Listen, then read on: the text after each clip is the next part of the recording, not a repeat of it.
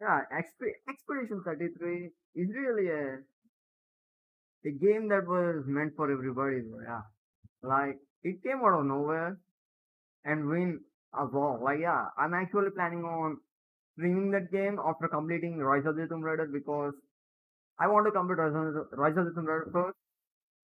Because it's a baggage. I want to complete that. After that, I will get into the Expedition 33.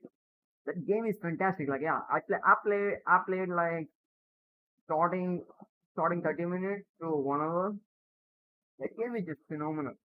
Really, I'm not even like just going on a hype train and trying to make a video to make some views. No, I actually played the game. Like yeah, I pirated the game, bro. I am sorry to the devs, but dude, I can't buy a game, bro. Yeah, please understand.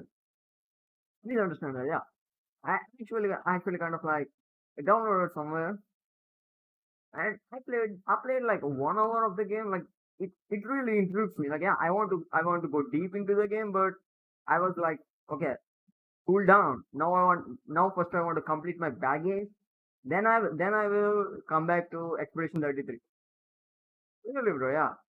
I really itching to play this game. Whatever, let's continue the video. What legendary dog saying? 1 million copies in 3 days. You know, there is a boardroom full of executives that are sitting around scratching their head, screaming for their secretary to explain this to them in Fortnite terms. Bro, at least stop without roasting them, bro. Yeah, it's really a roast. If I have to say, yeah, it is really a complete roast. Like these weirdos doesn't understand that a good game works, but they only understand that Fortnite getting so much money. Why can we get the same amount of money? Because Fortnite is a base based for certain audience. It's not for everybody. So that's the reason they get that much money. But you can just make a game and try to sell it to everybody now. It doesn't work. You need to understand that. These people were yeah, really he always roasts them with a point. Like yeah, he just like yeah. He just like want to roast them for roast now. He roasts them with a point. That's the reason I actually like him. Reverence. That was the first word that came to mind when I sat down to make this video. Expedition 33 is breathtaking. It is a game that commands respect on every single level and deserves every bit of praise that it's gotten. It is one of the best examples of what today's developers are capable of, what games are capable of, how far they can reach, the value that they can deliver, how they can be far more than simple entertainment. But at the same time, it is incredibly frustrating because it paints a very clear contrast between it and how shallow and utterly vapid the rest of this industry has become. Games Not the rest of the industry, the major part of the industry. No, not the rest of the industry because the rest of the industry trying their best to give good games. Like for example, bro, like for example, take this guy. Whoa, what is this game? Mm, yeah, Kingdom Come Deliverance 2. Kingdom Come Deliverance 2. And after that, Space Marines 2. Yeah, and after that, what is that game?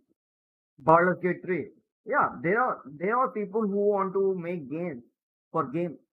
They don't give a fuck about any kind of like message. They just want to give a game for gamers. But a majority part of industry is just trying to select that shit. Yeah, they just trying to sell that shit, but it's not working for them because we know it's bad shit. Then why we want to buy it? Because we know that it's bad shit and they know that it's bad shit, but they think we don't see it as a bad shit. We see it as a gold. Nah, bad shit is bad shit. We hear those motherfuckers. like Expedition 33 are what we deserve, but are rarely given. And it's not for a lack of talent. We know that because these are former Ubisoft developers making a game. These are probably the people who made Unity.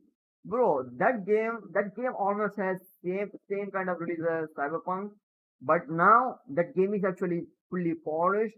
And if you play that game, You probably think like one of the best games. Yeah, who are the people that made the game? The same people who made Expedition 33. Yeah, maybe I'm like speculating, but maybe I'm right. Maybe I'm right because the people who worked on Unity is no more. Is no more. Like yeah, like majority of the people who worked on Unity is no more in the industry. Is no more in the Ubisoft. Game that we would never see from Ubisoft or any major publisher for that matter.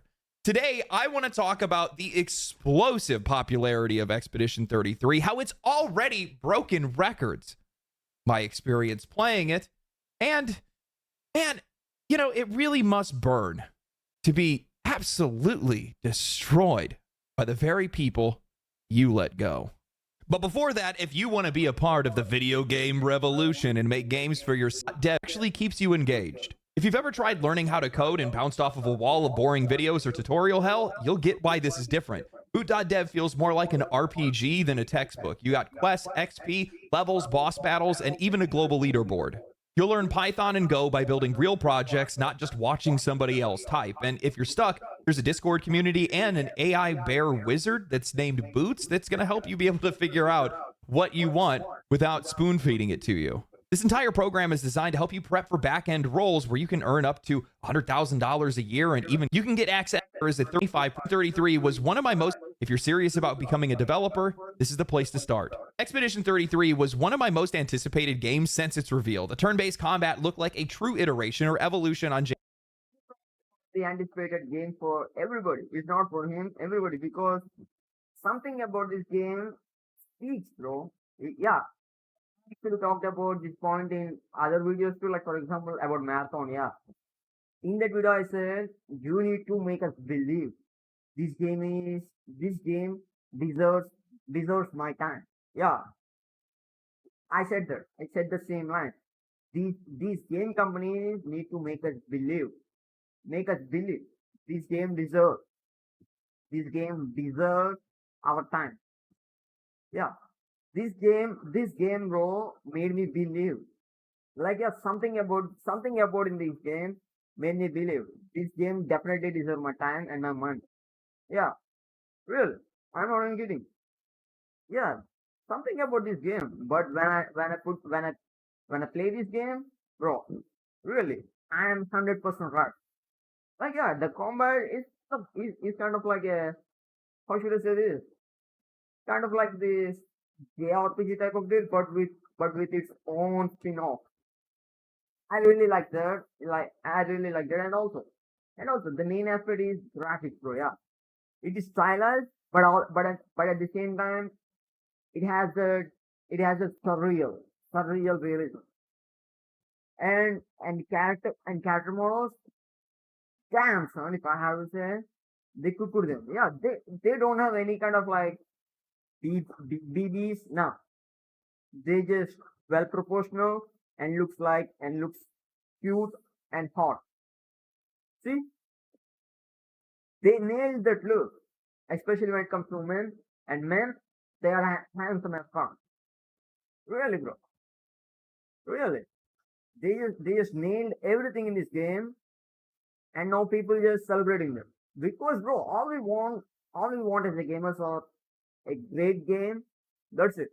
If you give us a great game, we give you our money and we give you everything, bro. We just put you on our heads and call you are the messiah. Like yeah, we gamers are that kind of people. We don't give a fuck. Just give us a good game. We tell you are the god. Simple as that. Yeah, that is one of the reasons. Like Ubisoft become like a very big company. Yeah, because we give a fuck about what they make. Now they're not giving that. Now we don't give a fuck. Simple as that.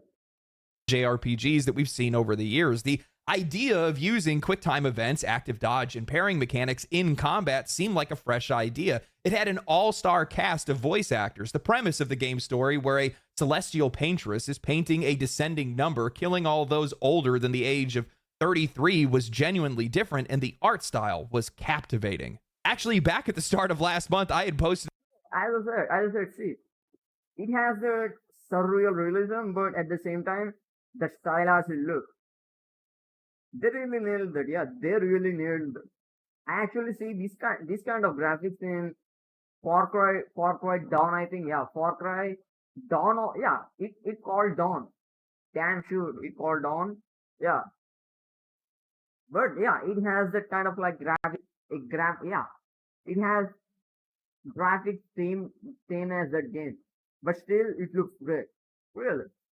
On Twitter saying, I don't know why, but I have an oddly good feeling about Expedition 33. My favorite games are the ones that are coming out of left field from unheard of and unproven developers. I'm genuinely hoping it's one of them. Little did I know just how right I would be. Player Obscure Expedition 33 launched to 60,000 concurrent players on Steam, selling over 500,000 copies in its first 24 hours. It had then surpassed that. I don't remember this. Like this game sold in first day 500,000. Damn son, this game deserves that price. Really, that this game deserves that many copies. Like yeah, this game really good. I'm actually happy that people actually buying it. Yeah, as I said, I pirated the game. I'm sorry to the devs, bro. I'm really sorry. Yeah, there are other games I need to buy. So yeah, I'm sorry. When it is in the sale, I'll definitely buy it. But I'm actually happy people are buying this game and at a faster pace. Days later, doubling that number to 121,000 concurrent players on Steam and reaching 1 million copies sold in just 3 days. Hell, the game sold out of physical copies on Amazon and in stores in Australia. For a narrative-driven turn-based RPG that isn't named Persona, coming from a studio that's releasing its very first game, this is nigh unheard of, my friends. The game released to near universal praise among critics. It is simply too good for anybody to ignore, reaching a 91 on OpenCritic with a 100% player rating and a 92 on Metacritic with a 9.7 player rating. The game is so popular among players that it now holds a world record. Paul Tossi of Forbes wrote an article titled, Players Just Ensured Clair Obscur Expedition 33's record can't be touched. He writes, I wrote an article over the weekend that confirmed that Clair Obscur Expedition 33, the RPG from first-time developer Sandfall, was in fact the highest user-scored game in Metacritic history. Now, players have caught wind of that. Some pushed back on this, saying it was early, and this is just based on a few hundred reviews playing it super early. Well, people have been playing it over the course of the weekend, and there are now 600% more reviews in, up to 3,300, and the score has actually increased to a 9.7 out of 10 from a 9.6 previously. I've said that it's possible that scores fall in time, but what has happened here cemented Expedition 33's title as one of the highest scored games on this platform. Nothing else is close or will get close anytime soon. These thousands of reviews. Maybe Grand Theft Auto 6, yeah, maybe Grand Theft Auto 6. But also, like, yeah, it is like a message to the people. It is a message to the people who calling themselves quadruple studio and also triple A game studios. Yeah, it is a message to them. Dude, give us something that is new and something that is unique. Yeah, just give us something new and unique. We give you our money. Why can't you understand that? Yeah, it is a message to them, bro. Yeah, it is a message to them. Like the Metacritic scores and everything is a message to them. We don't give a fuck where the game coming from. We don't give a fuck. Even if the game came from, even if the game came from like yeah, what? Like somewhere in the world we don't know it even existed. Yeah, if the game came from there, yeah, like a city we don't even know existed in the world. But if a game came from there and it's a good game, we still play the game and we still give the money and we still give money to the game because we want good games, bro. That's it. We want good games. Really, right? Real. It is really a reviews mean that it is really like we putting our fingers right into their eyes and saying, yo, we want good games like this, so give us them or fuck off. This is just we saying to these people, the people who call themselves called AAA games and AAA game studios. Yeah, Nothing else is close or will get close anytime soon. These thousands of reviews mean that of the top 100 plus best scored games on Metacritic's list, it's already passed many of them in total scores. And again, it's not a close competition. I've only been able to find one 9.3 at all, The Witcher 3's Blood and Wine DLC. Every other historic game that you have heard of is somewhere between an 8.9 and 9.2. Yes, that one. Yes, that one too. Check any one you like. This, my friends, is a flawless victory. Plain and simple. It's the kind of game that should go on to sell tens of millions of copies. Honestly, it's the game that you hope does. When you play it, Twitter, bro. Yeah, I really remember Twitter saying like, this game is going to get this game going to be outshadowed by Oblivion Remaster. Yeah, I really like, yeah. When I think about it, it made me laugh. Yeah, it made me laugh like, bro. Yeah, like we don't nobody even talking about that game anymore. Even though that game came out of nowhere, no one gives a fuck about that game. Everyone gives a fuck about this game. Everyone, but no one gives a fuck about that game. Like, yeah, but Twitter, like, yeah, like at least 10 to 20 posts, they saying like, yo, this game going to get outshined by Oblivion Remaster. This game, yeah, like, yeah, the comments and posts and everything. If I count them, they at least be like, go for like 50 at least. I see so far like 50, and yeah, and also these 50, like in these 50, at least 20 posts have like what, 10k likes, 20k likes. One post have like 100k likes. Yeah, I still remember that 100k likes. Like, yeah, they just like, yeah, they just like, yeah, this game going to get outshined by this game. Yeah, like, but now jokes on them. This game just beating record. Hey, bro, yeah, this game really good. Yeah, we people are not even glazing. Like, yeah, people are not even like, yo, it's nothing like people just trying to boost this game up. No, not like that. This is genuinely a very good game. you want everybody else to play it. And if it doesn't become the most popular game ever, it feels like it's a slight against you, because it is. We deserve this game. We deserve more games like this. And Sandfall, with a team of a mere 30 ex-Ubisoft developers, deserves all of its recognition, success, and more. While playing Expedition 33, I had an epiphany of sorts. I came to the conclusion that the games industry is desperately clinging to a coloring book, tracing over the same tired outlines, filling in old shapes with new colors, terrified to stray beyond what has already been done. Almost nobody dares to treat games like a blank canvas, to make a mess, to break the frame, to let their imagination spill out and ruin the floor. But where the rest of the industry is coloring inside the lines, Expedition 33 tears the canvas off the wall, smears their hands in the paint, and throws themselves into their work. They let it bleed, they let it burn, they let it scream. They didn't just make a game, they made something alive. I almost don't even know where to even start describing this game or its genius. While Expedition 33 definitely takes inspiration from a wide variety of games, that's as far as it goes. It's inspiration with iteration, never imitation. You catch flashes of the UI taking cues from Persona, the combat adapting ideas from Legend of Dragoon or Final Fantasy VIII, the mournful, hopeless world whispering shades of Final Fantasy X, and the monster design tipping its hat to Dark Souls. But everything here is unmistakably its own. Right out of the gate, the game grips you with its music, its atmosphere, its art, and its writing, a world. So many games, bro, but in them, I only play Dark Souls. Fuck me, yeah. I don't play Persona because, yeah, I didn't play Persona. Yeah, there is no reason. Yeah, why am I even saying a reason? There is no reason. I just didn't play Persona, that's it. And also Final Fantasy 8. Yeah, I'm actually planning to play those games, like, yeah, all Final Fantasy games, but it takes time. But still, I didn't play any of those games. Like, yeah, other than Dark Souls, I didn't play any of those games. Like, yeah, as I said, bro, yeah, I actually said in the so many videos that so many past lives.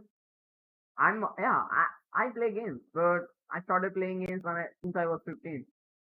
Yeah, I'm more of like this 3D era game. Yeah, I played more of like a 3D era games than Yeah, like if I have to say like 20 times games, then before 20 times, like yeah. If I have to say the games I played before 20 times was Grand Theft Auto series, yeah, Grand Theft Auto series like a Vice City, San Andreas, and GTA 4 and Bully. Yeah, if I have to say, I only played those Rockstar games. Yeah, I didn't play any kind of games that came before. Yeah, I didn't play Far Cry 2. I didn't play Far Cry. Yeah, I didn't play.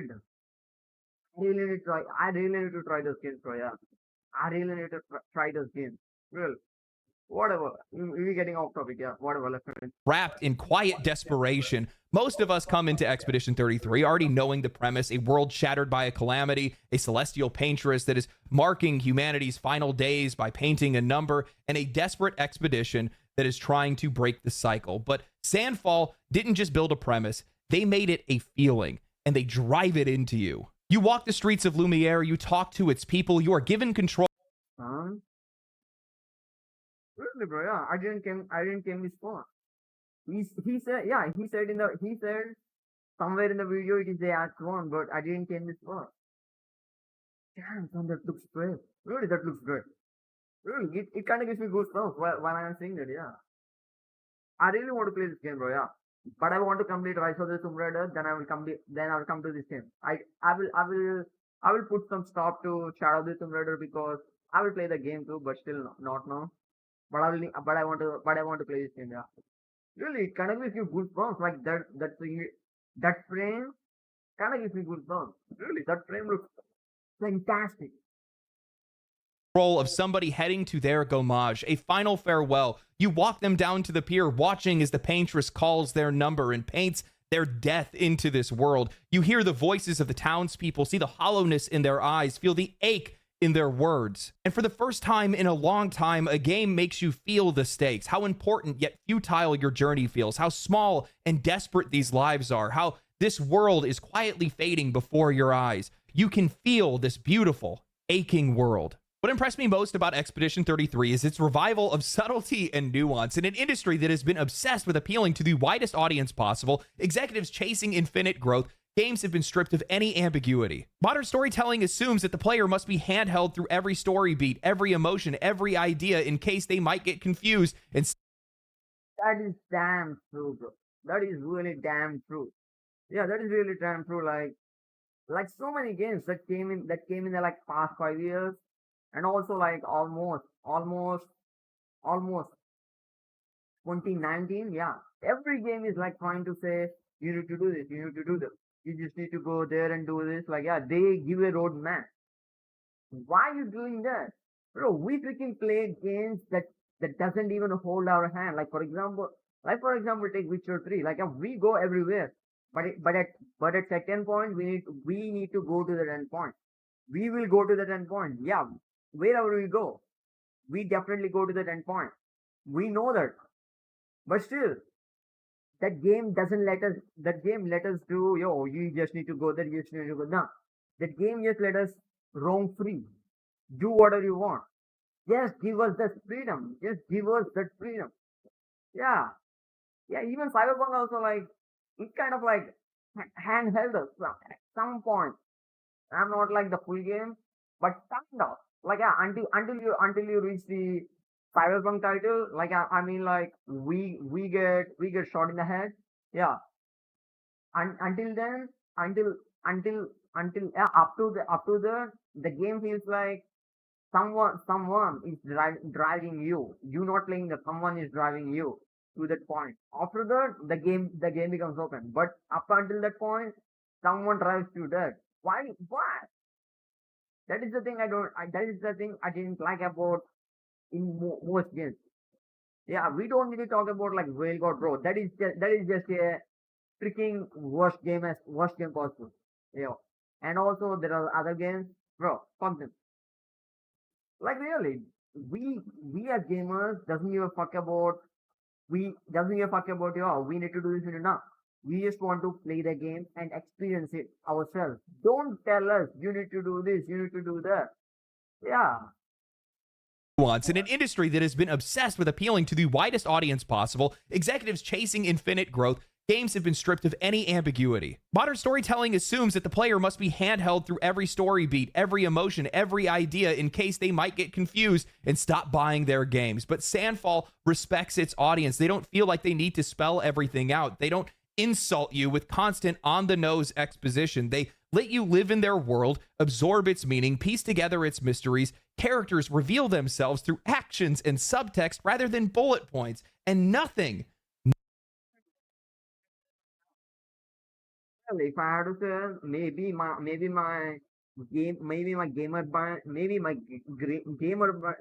gamer mind is different to the people. Is different to the people.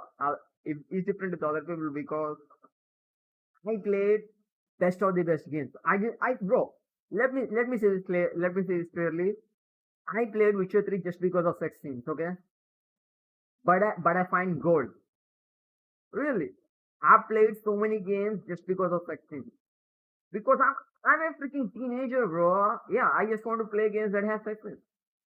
Yeah, but these games just changed my life. Like, yeah, my gamer brain. These games just changed my life. Really, these games just changed my life. Like, yeah, these games just put me in a zone. Like, I want to play this certain type of game.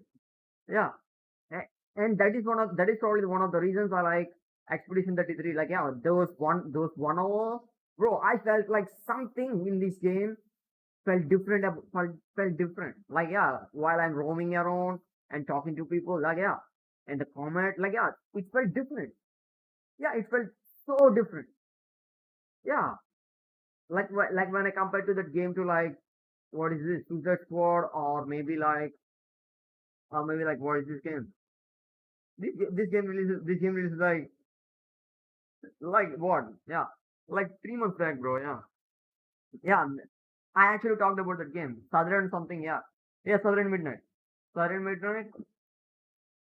If we compare both games side by side, that game feels like, why am I doing this? This game feels like I want to do this. Like, yeah, that question and need, that question and want is the reason this game works for me. Like, yeah, it makes me want to do it. That game, why am I doing it? Yeah, don't put that question. Makes us to do it. Just make us do it. They actually nailed that in this game. They actually nailed that in this game. Nothing is predictable. I have been floored countless times by this game's narrative, hands in the air yelling absolute cinema. There is so little revealed, yet so much at the exact same time. You are given the space to truly know these characters, but not a single one of them really fits cleanly into an archetype. They are complex, contradictory, messy, human in a way that very few games ever achieve. Every member of your party carries the same trauma of the world that they're living in, but they wear it differently. And the moment that you think you have somebody figured out, the page turns and you see a side of them that you hadn't before. And it's all delivered by an all-star voice cast. You wander a world littered with the remnants of the expeditions that came before you, thousands of bodies marking your path. For those who come after, we continue. It's not just a slogan of this world, it's a lived, brutal truth. You're constantly reminded about how important your mission is and how hopeless it all feels. Twists, turns, cliffhangers. The game dares you to keep going, dares you to understand more. Even reality itself bends as black and white dream sequences cut through the world, boxed by vertical pillar box lines, stripping away any comfort, any warmth. These moments That looks great, bro. don't just feel different, they feel wrong, like they exist outside of time itself, and that deliberate discomfort sinks into you. The soundscape and the world design are utterly breathtaking. I cannot count how many times I have stopped dead in my tracks, panned the camera around slowly, and just stared, because the scene before me looked like it was a painting that deserved to be hung in a gallery. Expedition Bro, really, these environments really like you said, some kind of like fantasy vibe that makes you just absorb what the fuck is going on around you. Yeah, bro, genuinely saying, I didn't see this kind of stuff in any game. Like, at least like past 5 years. Like, even Wukong. Yeah, Wukong has some kind of like crazy stuff, but still, it's more like mythology, mythological. Yeah, mythological. Yeah, mythological. It is not like something like fantasical. No, it is more like a mythological. But this game is more like fully fantasical. Like yeah, fully fantasy. What is going on? What the fuck is this and that? This like yeah, why is happening there? Why it is happening here? Like yeah, that is the thing. Like yeah, even this panel, bro. Why it is happening like this? Like that sense of like not suspense. Yeah, like the sense of surprise and immersiveness, and also like uniqueness. That really like puts me as a player to like yo, what the hell is happening? By the way, I didn't see this. Yeah, I didn't see this, bro. This game actually makes me want to play this game right now, bro. Yeah, freaking will yeah. 33 is built around music and art at every single level, from skill names to weapons to the names of towns themselves. It's a world that doesn't push you forward. It begs you to stop, to look, to feel. What you can wear that kind of clothes, bro? She looks great in it. To listen. It's visibly distinct, it's audibly distinct, yet eerily familiar at the exact same time. And that mixture of mystery and recognition is exactly what keeps you rooted in place. Well, at least until the gameplay rips you off your feet. As a fan of turn-based games, 3 of my favorite games of all time are Grandia 2, Final Fantasy VIII, and Legend of Dragoon. I have never seen a game revolutionize turn-based combat like this before. I'll be honest, I was afraid. When I had heard about the dodge, parry, and quick time event mechanics, I thought it was just going to be gimmicks. But they're not gimmicks. They're the solution. Turn-based combat has struggled to stay relevant in the modern age. Part of that is due to executives not wanting to fund these type of games, but the other part of it is that players today, including myself, just don't really have the patience like we once did. And while some games have been... Yeah, bro, that is true, bro. That is true because that is true. What is it is true? Like we as gamers, like yeah, especially the people who playing games like for past 10 years, like for past 10 years, we got used to real time combat. Yeah, real time combat. But when we need to play these kind of games, we need to like have so much patience. Like yeah, what to do this, what to do that. That is the thing. It's kind of like puts so many players off. Even I don't want to play this game. Even I don't want to play this game at starting when they said it is a turn-based combat. But when I see what they're doing, something in my brain, yo, this game sold to me. Yeah, something in my brain said, yo, this game sold to me. Play this game, and I did that after downloaded that, bro. I'm sorry again. Again, I'm really sorry to the devs. Really, I'm really sorry to the devs because I'm not in the position to buy this game because bro, it's the end of the month. We can just do it for it. But still, when it is released, yeah, when it is released for sale, I will definitely buy it. But still, this game just just as I expected, this game just broke my mind. Broke my mind. Really, something about this game just said, yo, you will definitely enjoy this game, and I enjoyed this game. Really, that half an hour to 1 hour, I enjoyed this game solely and completely. Really, bro.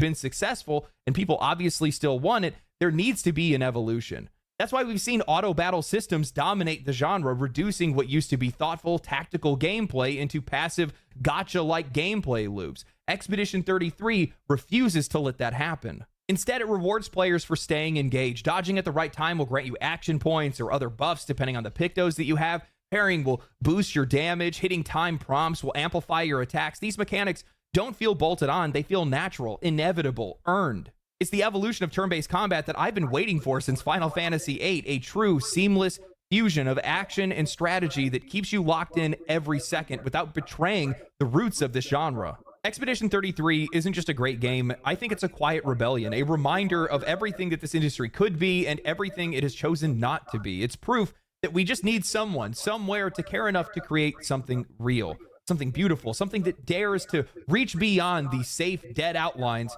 of what's already been done before.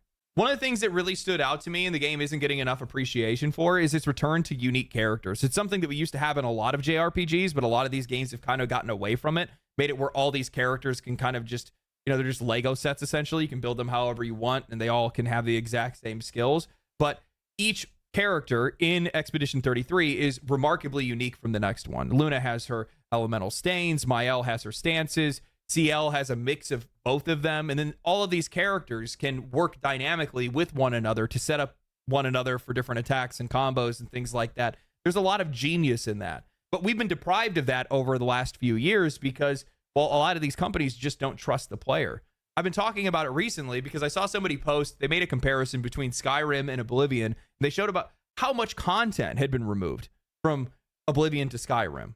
A lot of customization, a lot of depth. And the reason why is because it's all about accessibility.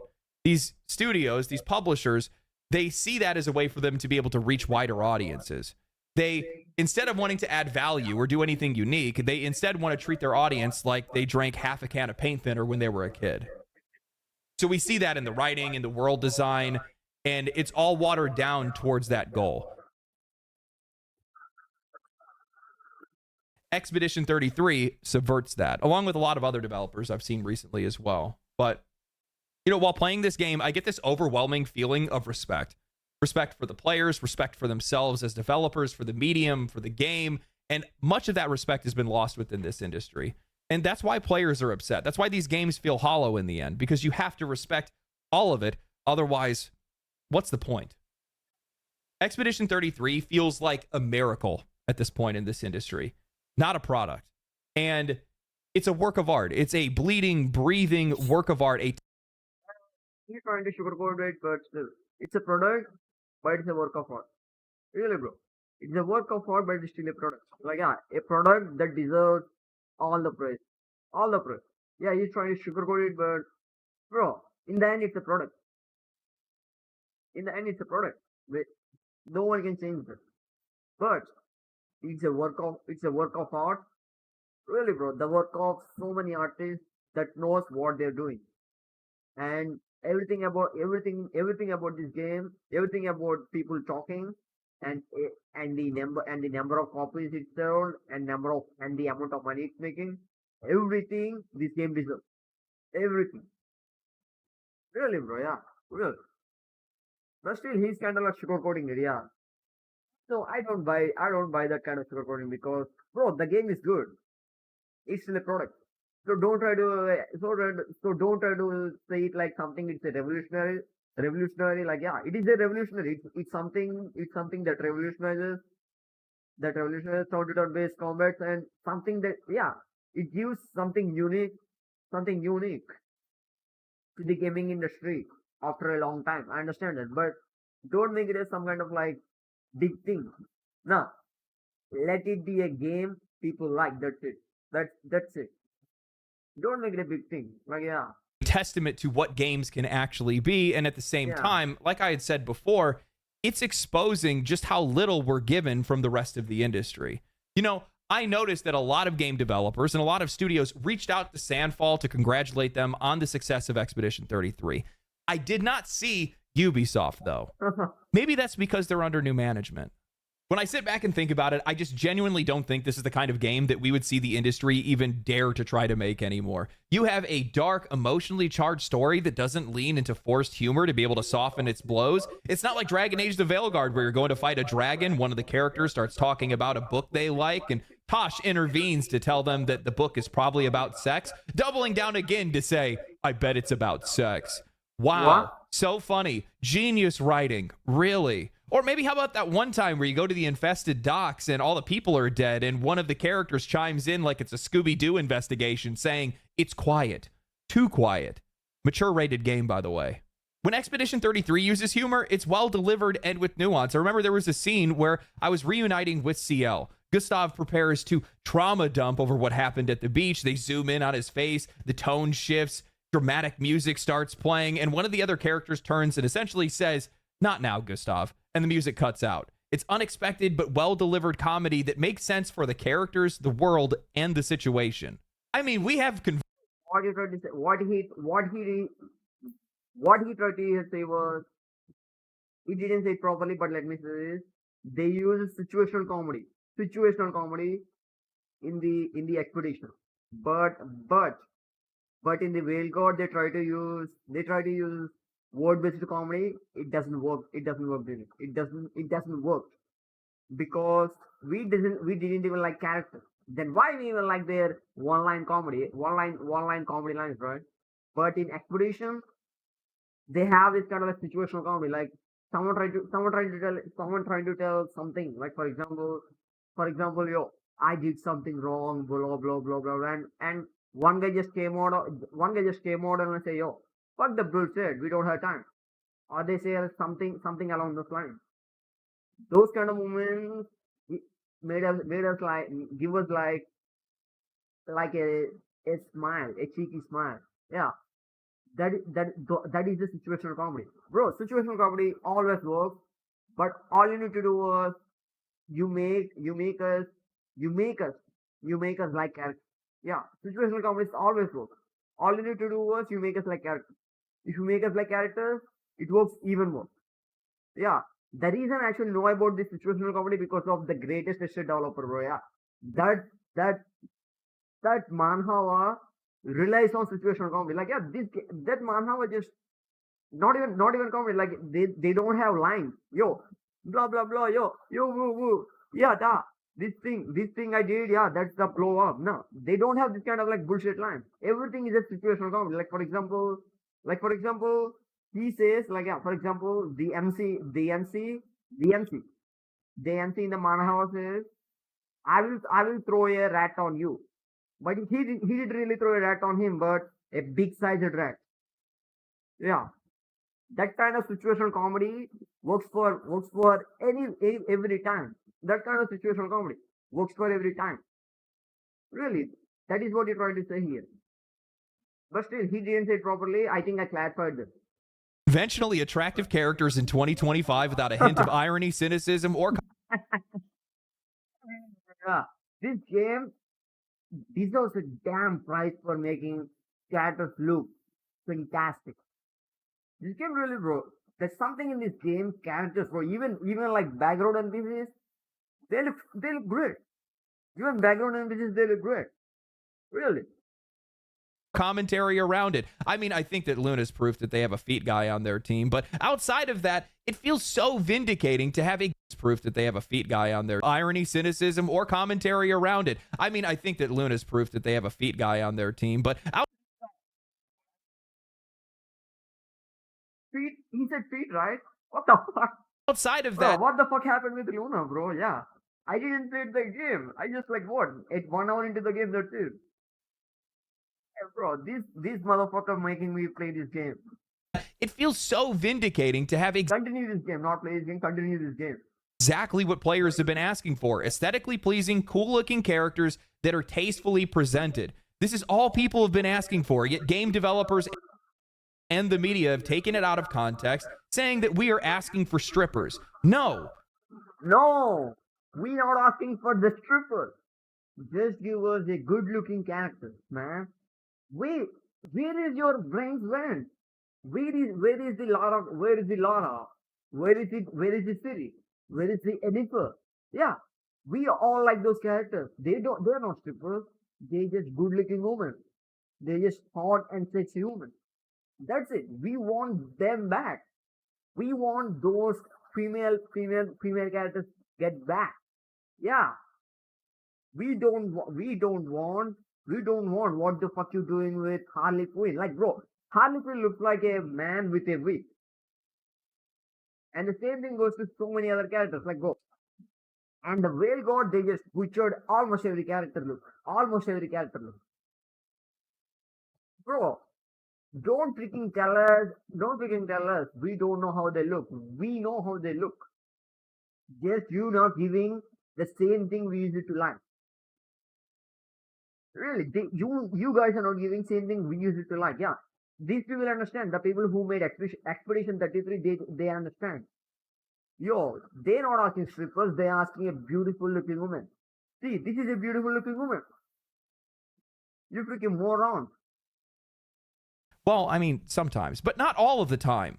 We have a narrative without forced real-world allegory stapled onto it, without painful exposition, dumping the entire plot and every character's feelings, trauma, and identity into your lap because they think that you're too stupid to figure it out. We have stakes, mystery, gravity, and tragedy all left for players to sort out on their own as the story unfolds. Holy shit. You know, let's go ahead and make it a turn-based, Japanese-inspired RPG. The remnants of the genre that have been lost to the passage of time and the vision of C-suite executives that don't believe that it can make money anymore and that players don't even want it. A genre that has essentially been on life support outside of the Atlas games, Octopath Traveler, Atelier series, and a couple of others. Finally, let's tie a bow on the entire thing. Make the game with just over 30 developers in under 5 years and sell it for $50. No, wait, scratch that. Let's put it on sale for 10% off before the game.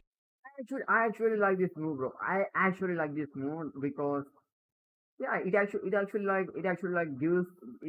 make people to buy this game even more. Yeah, it actually like make people to buy this game even more. I actually like how they did this. Yeah, but still, I'm sorry. I can't buy this game. Not at the end of the month. I'm sorry. Game is even released and during its launch week to make sure that it's a fair price point for players, a low barrier to entry, and give those players the opportunity to take a chance instead of feeling like they need to make an investment to play their game.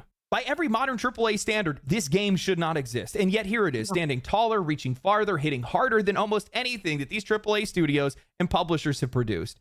It's refreshing, but more than that, it's enraging because it shows just how low the bar has been set by the people that are supposed to be leading this industry. They keep telling themselves the same lie, not only to themselves, but to us as well, that the only way for them to succeed is to play it safe, that bold ideas are... Oh, if you play it safe, we get bored at some point, sir. We get bored at some point. You don't understand it. These are not movies. These are not TV shows. This is a freaking video game. We play video games for immersion. Immersion. Yeah, if we just want to time pass, if we just want to time pass, we can just go play CS:GO. We can just go play Fortnite. We can just go play Warzone. Okay?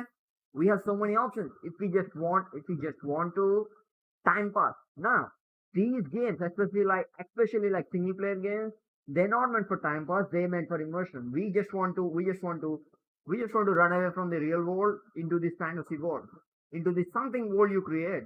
Yeah, but when you're trying to say, yo, it is nothing like that. We just want to give you a game for time pass. It won't work like that. Especially for a single player game, it won't work like that. You need to understand that. You need to make something new, unique. At least 2 to 3 years. At least once in a 2 to 3 years. Yeah, you guys doesn't even doing that. Especially Ubisoft, they just making the same game, and also the same storyline with different words and characters.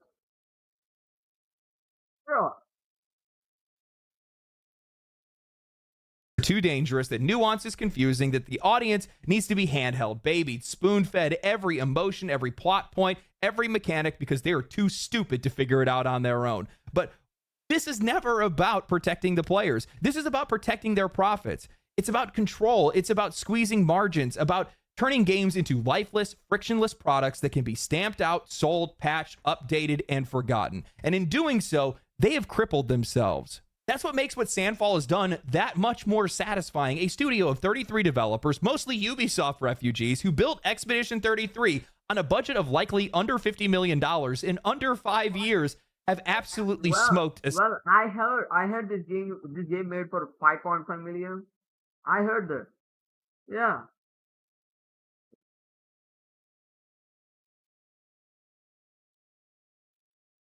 $33.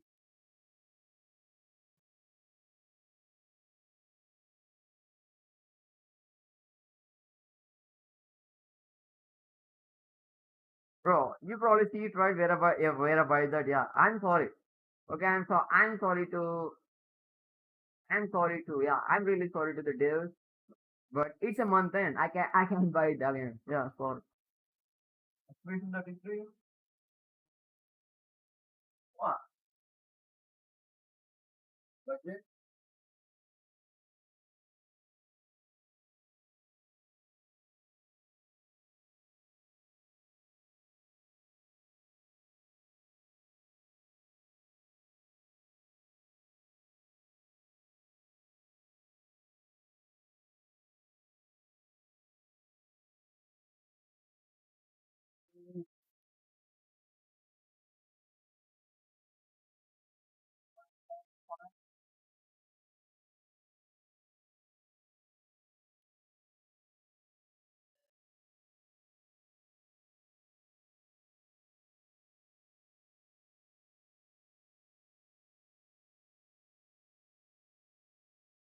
somewhere, bro. Like, yeah, I saw it somewhere. They saying like, yo, they saying like, Expedition 33 is made for $5.5 million, and Ubisoft Shadows made for $300 million.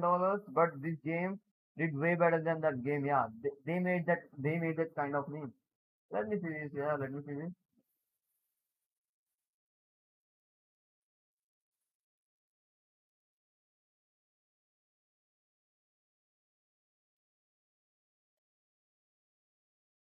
Just give me a sec, guys.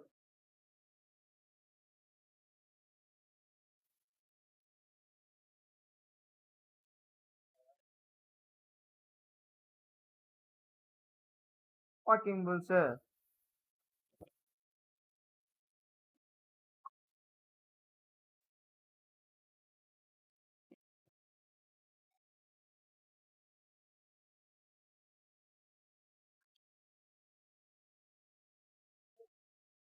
I think the pirate. Yeah, I think the pirate.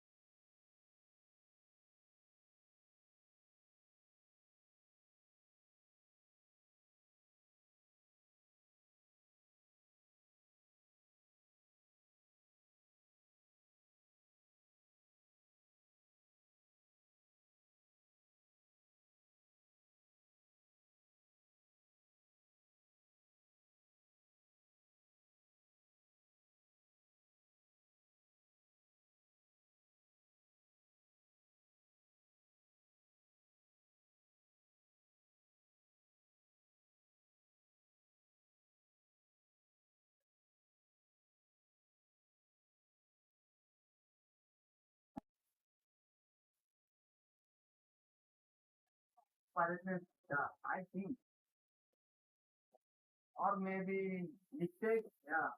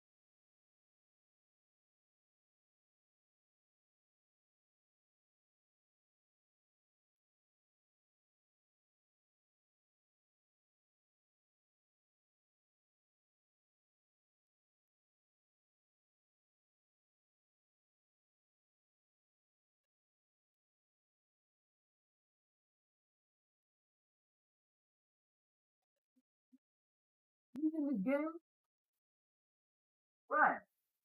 They're not joking. The data in this game.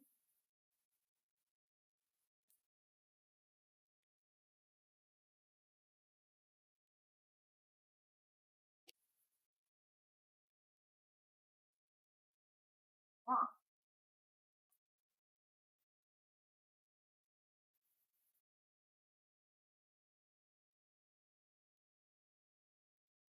Yeah.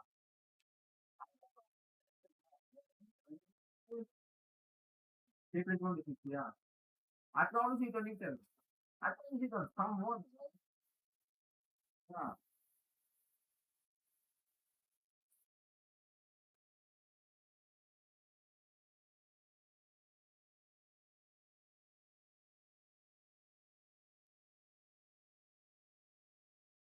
Let's go down. Okay, go down.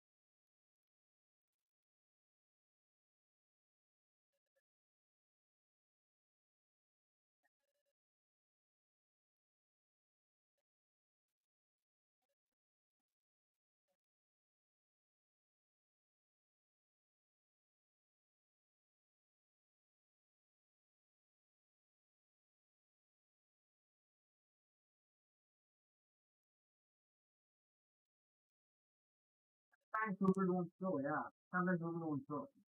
But this in the degree, right there, is 5.5 million dollars.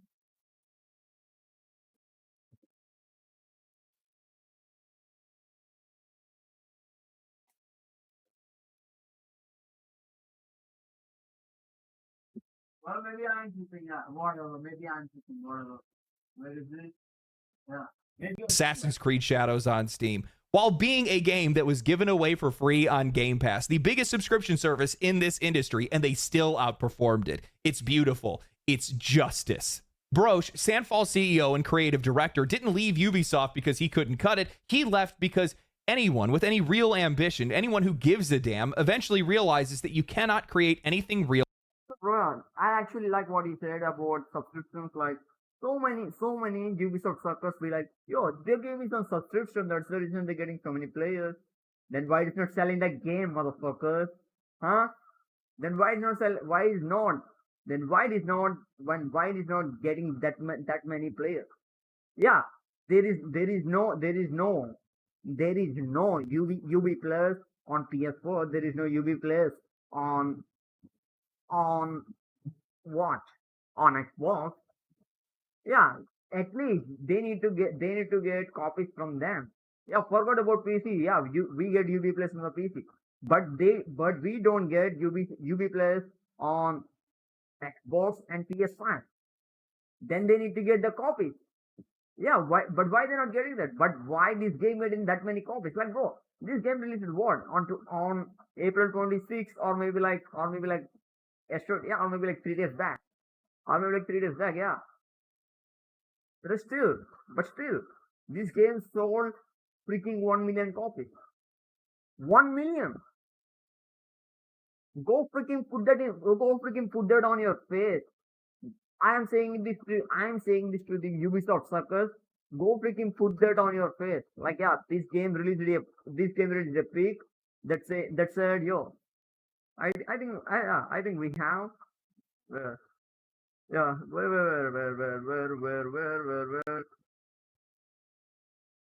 is it?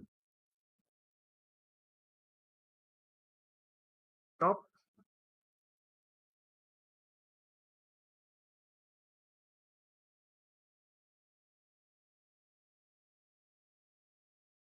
Where is it? Where is it? Well, bro, I freaking hate my internet, bro.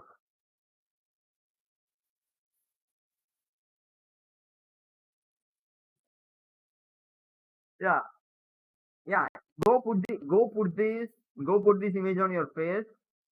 Yeah, go put this image on your face and crack for all the suckers of Ubisoft. Yeah, there is also another image that says 1 million copies. Go put both of these images on your face and crack. You all Ubisoft suckers because you people are just suckers. Those you people are just suckers. Really, you freaking suckers. You are not the gamers. You just suckers for a company. A company doesn't give a fuck about you. Freaking go play games, motherfucker. Yeah, these people waste their time on Reddit threads and Twitter posts and just glaze for a fucked up game. But when a game like this came out, they don't talk. Freaking glazers and suckers. Inside of a machine that only knows how to recycle itself. What would he have done if he stayed? Slapped on another Assassin's Creed DLC, sell some gun skins for Rainbow Six Siege? Maybe, if he was really lucky, he could have gotten assigned to Ubisoft's NFT strategy game. Wouldn't that have been exciting? Expedition 33 would have been strangled the second it was pitched. Too risky, too slow, too difficult to monetize. Ubisoft would have never made a game like this. The only way I see they stopped making these games because they want the GTA Online level success, but they can't get that with this kind of game. They can't get that because they can sell this live service stuff in this game. They can sell that, and also this game doesn't going to be as popular as no like in the past like future 5 years. They want that, but they can't get that because, bro, GTA is a phenomenal success that only deserves like in a decade. Because you know why GTA Online becomes success? Because we can do whatever we want. They just give us a platform. They just give us a platform. We can do whatever we want. Even though there are other games may do this, but we still go back to GTA Online because we have so many options. We can go for 5M. We can go for role plays. We can do whatever we want. Yeah, that is the reason GTA Online is still alive. Okay, we people we people made it. We people made that game alive, not you guys, not the rockstar. We people made that alive. Okay, but these people need to understand that you can get GTA Online level success if you don't give a fuck about the audience. Rockstar give a fuck about the audience. That is the reason. That is the reason GTA Online become a big success because they thought 5M can save GTA Online. They let that happen. They thought role play servers can save GTA Online. They let that happen. Okay, they give a fuck about what we want. That is the reason that game become that big success. But Ubisoft, you don't give a fuck about what we want. You just give a fuck about money. When you think about that, you don't. It won't work for you. Just like Mirrors didn't work, just like Star Wars Outlaws didn't work, just like Shadows didn't work. Simple as that. And here's the sick part. I already know what's coming next. History is going to repeat itself like it always does. A small studio does something extraordinary. Players fall in love with it. In response to that, these publishers start staring at spreadsheets, baffled by the game's success, try to imitate it. They copy the aesthetics, they miss the soul, they throw $300 million at a knockoff, and then cry on their earnings call about how players, their expectations have changed. Did you guys know that they only started out with 8 developers back in 2021? In an old interview that I had found, Broach was talking about how they only had 8 people and they were hoping to reach 15. That was the dream. You can still find their early art from back then. Rough, imperfect, they had nothing. And in under 4 years, They use it as word. iClone, bro. They use iClone. Yeah. It is not even like a it is not even like a it is not a program that made that. Let me say this. It is not a program like for making like industry level models. It is just a normal character creator. Yeah, they call this iClone. Yeah, I use that. I use this time to time. Yeah, man.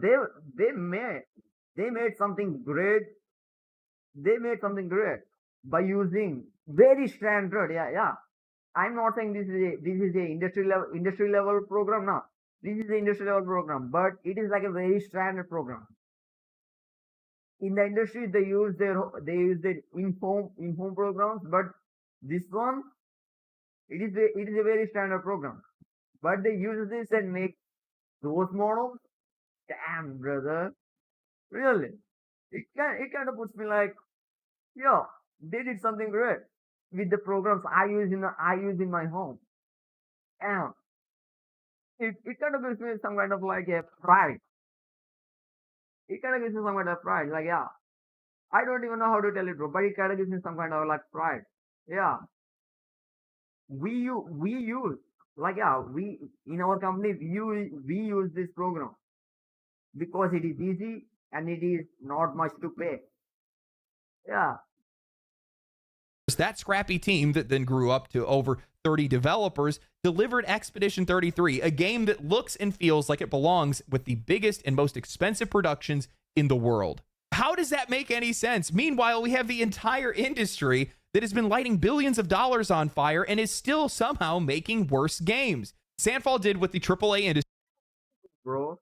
They're forgetting the main source that people need to enjoy this game. People need to immerse in this game.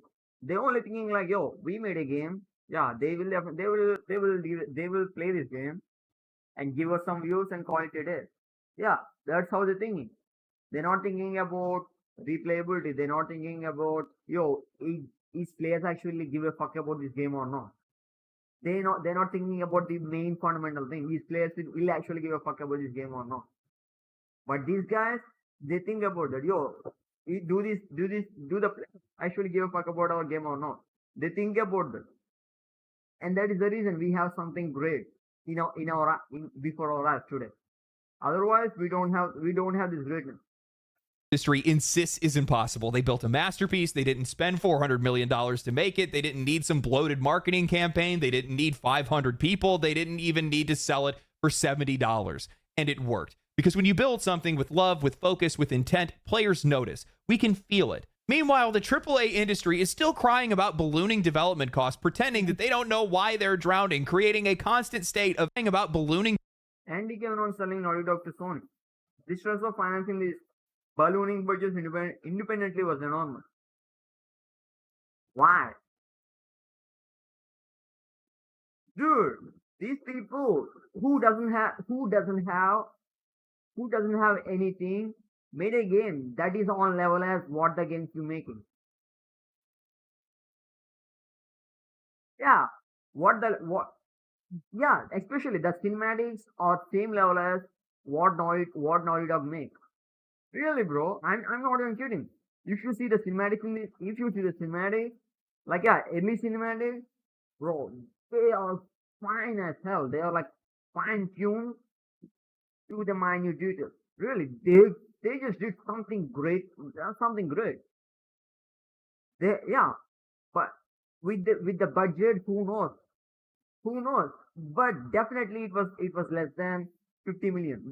Definitely it was less than 50 million. Definitely. But this Andy Given guy saying, yo, we just can ballooning budget independent. Really, bro?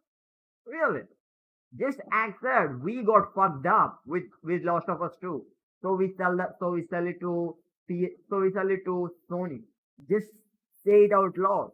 There's nothing wrong with accepting your defeat. Freaking morons trying to act like they're doing something great. Freaking morons, bro. Yeah. No, yeah, you making game budget very, very big by yourself, by your own freaking mindset. Yeah, you can just stand on one thing. You just want to do everything and fuck up the budget and increase the budget to 100 million, 300 million. But man, games like yeah, this game made in the America, bro. This game made in the America. Like yeah, this game made in the West. Yeah, this game made in the West, not the America. This game made in the West. Yeah, you people. Yeah, these people, bro. Like so many people in the West, they just scope. Yo, why these games from West are that much big? Why? Why? When we ask them, they probably say like, yo, we have different kind of wages here. Yeah, our cost of living is different. But why a game? Why a game like Expedition 33 is made under 50 million? Why? Bro, it has the same quality level. It has the same it has the immersion. It has the gameplay it has the gameplay that is great.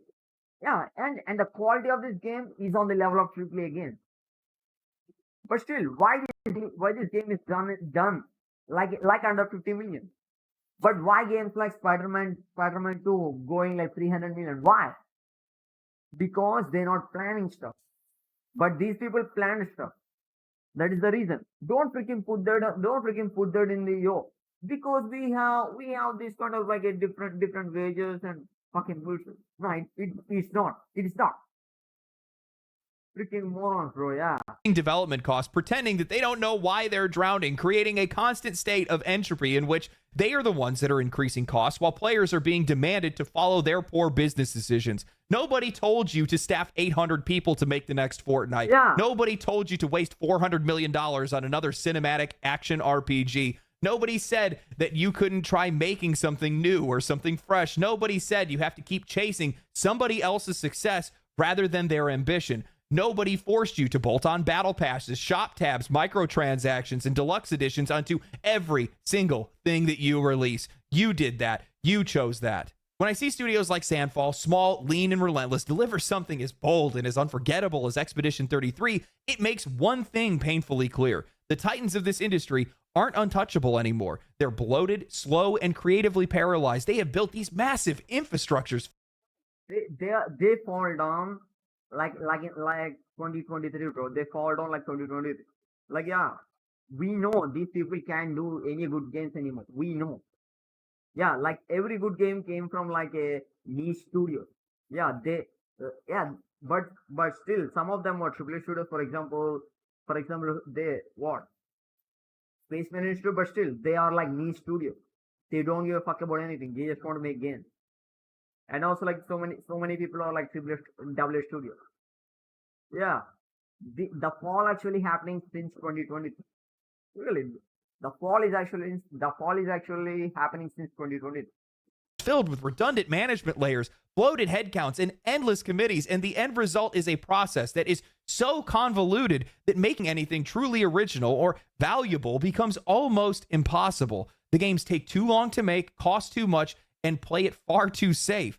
At this scale, they can't afford to take risks. They can't afford failure. And when you can't afford failure, you're not experimenting anymore. You stop pushing boundaries. You stop creating. You start chasing, copying, playing defense. And This is the reason eventually, I said. you build This, a studio. this is the reason I said. This is the reason I said. Like, yeah, when he said, yo, they can't expect a failure because they're putting a big amount of money. If they fail, they lose like what? A part of the company.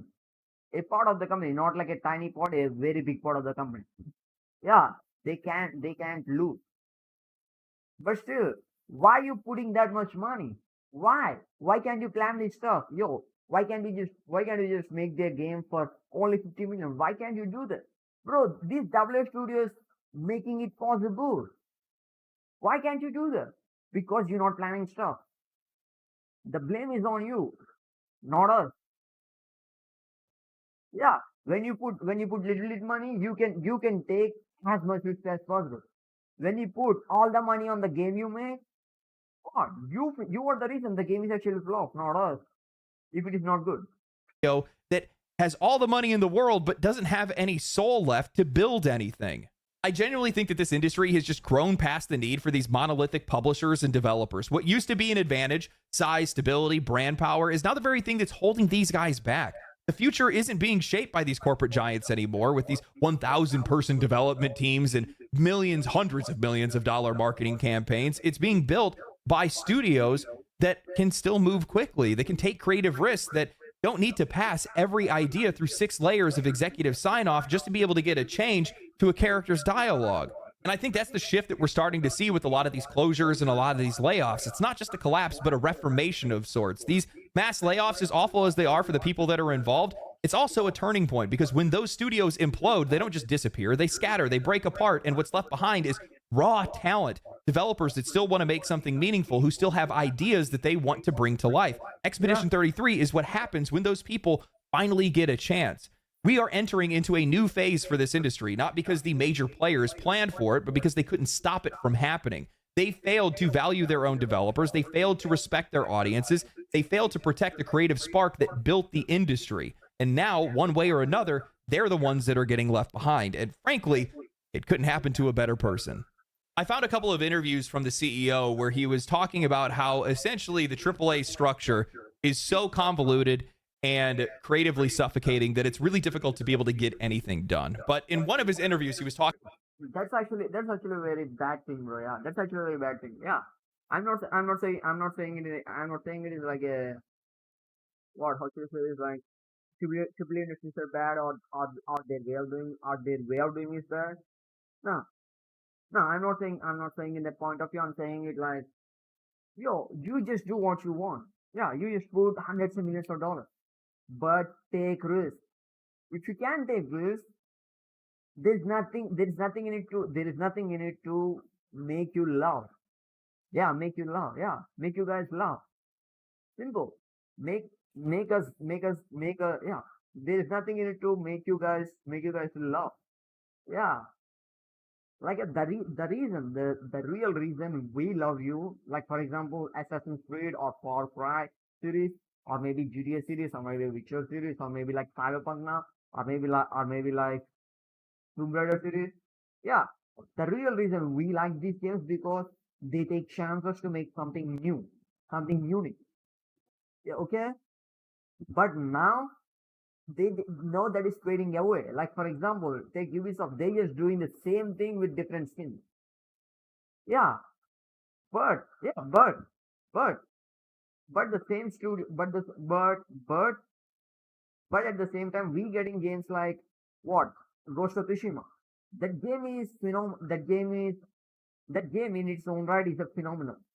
It's a phenomenon. It yeah, that game itself is a phenomenon. But still, that game did something unique. Did something unique when it compares to AC Shadow. Yeah, really, bro. Yeah, these people need to understand that. Yo, take risks. I'm not saying yo take big risks. Yeah, do something new. No, take chances. Try to tell story in a different way. Yeah, give us something new, something to immerse ourselves. Don't just make games as a time pass. Give us something to immerse ourselves, like once you did. Yeah, I'm talking about every game company, bro. Yeah. Every game company. Yeah, please give us something immersive. Then we will give you our money with no doubt. Talking about how much of a challenge it is to be able to go indie in the first place, because a lot of people have to take on a lot of different roles when you're as small as they are. You have a lot of people that become generalists rather than specialists because you just don't have access to that kind of talent, or at least that much talent. But in that, you become creatively focused. The vision stays intact. It's very clear because it's only being handled by just a handful of people. And in that, creativity can thrive and the budget stays low. Those things are really important. So whatever you dream of whatever the game is supposed to be, stays clear the entire time because you're not having to go through 500 people to be able to make something. It's really difficult when one person has an idea and has to communicate it to 500 people instead of 8 or 30, right? These AAA publishers have tied themselves to copy paste IP, and they've continued to grow larger and larger in scale year over year. And it's all been for nothing because they keep raising the floor without raising the ceiling. And eventually they're just going to get crushed. That's why we're seeing a lot of the issues that we see today. I can't imagine it feels great to worry about layoffs and studio closures and earnings calls while you're watching indie developers run circles around you, free of expectations, creatively free, being able to do whatever they want, free of any type of constraint, free of these insane budgets. Expedition 30. Really, bro. Like, yeah, there are so many people like, yo, they're in layoffs and etc. They're losing jobs, etc. Why I need to give a fuck about them? They didn't did the job. Simple as that. Yeah, bro. If I did a bad job, they're going to remove my job, bro. Same way they did a bad job and they lost their job. Don't freaking put that baggage on our gamers, okay? We don't have any kind of responsibility, any kind of accountability to take about they losing their job. No, it is not our responsibility or accountability. It is their job to make good games. If they make good games, they have their job because we give money to companies. If they make bad games, they lose their job. We don't give money to companies. Don't just put the dump on us. It is totally on the companies and the game devs, not on us. Don't freaking put that on us, you idiots and assholes. Yeah, it is the same way as how any corporate structure works. If I do a bad job, they will remove my job, bro. Simple as that. Yeah, I do job from my home. But still, if I do anything bad, they will do my job. Even though how much friendly we are, if I do anything bad, like yeah, a big fuck up, they will do my job. In the same way, they did a big fuck up with like Star Wars Outlaws, with like Way God, with like this game came from what? Evolved. They did a big fuck up, they lose their job. Simple as that. Don't freaking put that dump on us, especially on the gamers. Don't freaking put the dump on us. We don't have a responsibility or accountability to buy a game which is not good. Especially, bro. Yeah, these freaking people on Twitter, they're talking like, yo, it is our responsibility to buy a game. No, it is our choice to buy a game, not our responsibility. So shut the fuck up. 3 just got greenlit for its own movie, made by the same people that made the Sonic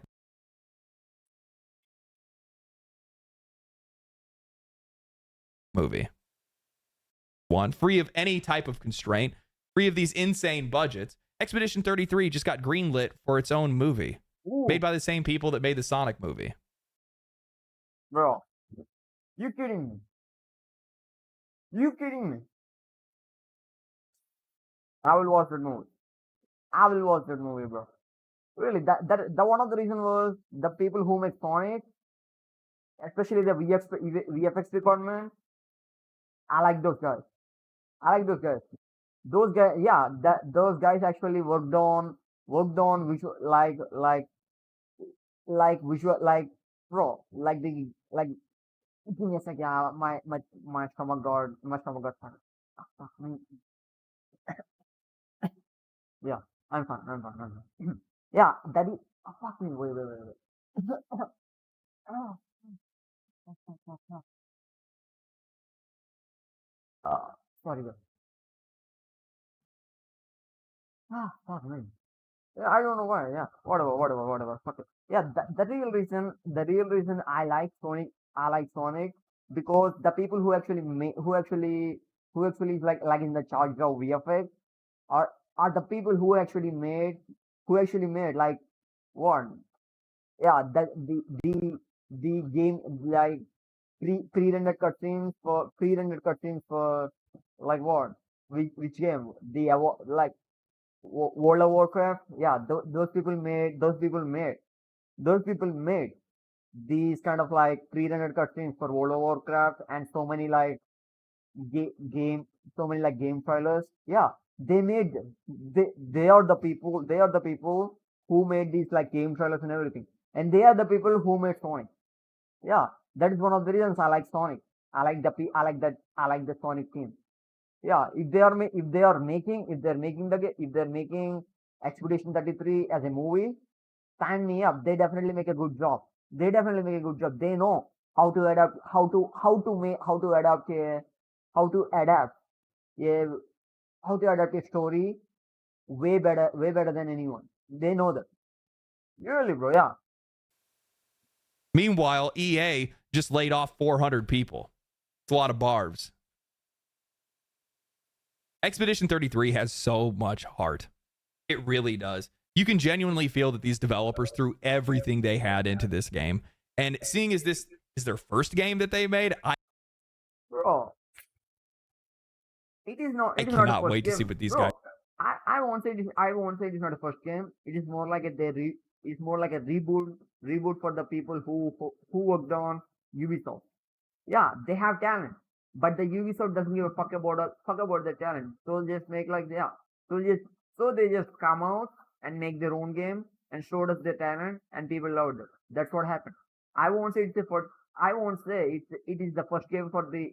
It is the first game for the. It is the first game for the company. It's the first game for the company. I will probably say it is like a reboot for the company. It is like a reboot for those people. Yeah. Guys are going to do after. I haven't finished the game yet. I'm going to be getting to that after I finish this video. I think I need to take a break one of these weeks, maybe not try to release 2 videos, maybe just do 1 instead or something like that. But, you know, we get a lot of good games. We get some great ones. But every once in a while, we get one of those games that just knocks you off your seat. It just takes your breath away. And I've had a lot of breathless moments when I've been playing Expedition 33. And it's great to see these developers get the recognition that they deserve and also see their work rewarded. And I think they're going to continue to be rewarded, to be honest. Bro, and also like yeah, I said it before and I said it again. A good game doesn't need a good game doesn't need a good game doesn't need to play for like hours and hours to say yo this game is good or not. Just a half an hour is enough to say is this game is good or not. That is the type of game is Expedition 33. Just half an hour to 1 hour is enough to say this game is good or not. Yeah, we don't need hours and hours to know a game is good or not.